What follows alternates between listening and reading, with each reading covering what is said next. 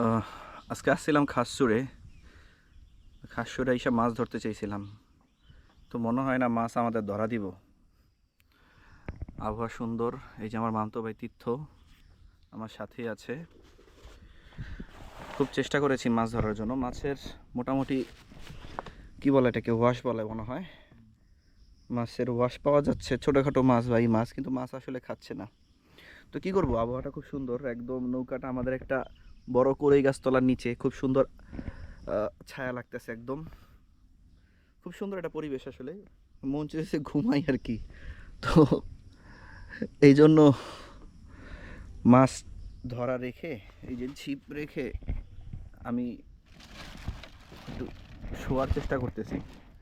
কারণ খাসুর আমরা যেখানে এসেছি এটা কুমের একদম একদম কুম কুম বলে আর কি, খাসুর কুম।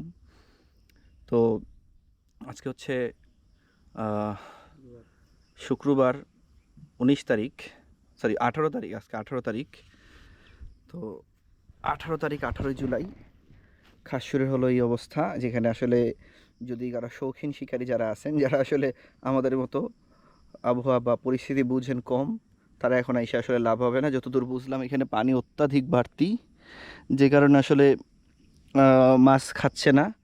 দেখা যাচ্ছে এখানে পুঁটি মাছ টুটি মাছ, দেখেন দেখা যায় কিনা, আমি একটু ধরি, দেখুন দেখা যায় কিনা এখানে মাছ। এই দেখুন মাছ দেখা যাচ্ছে,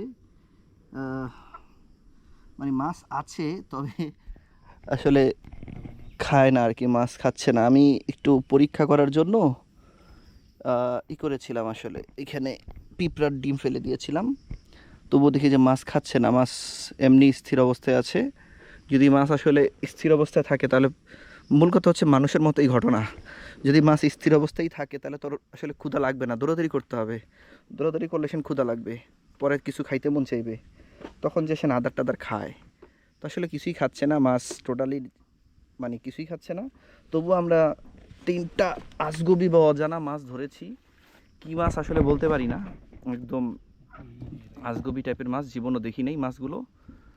তো এই হলো আসলে খাসুরের অবস্থা।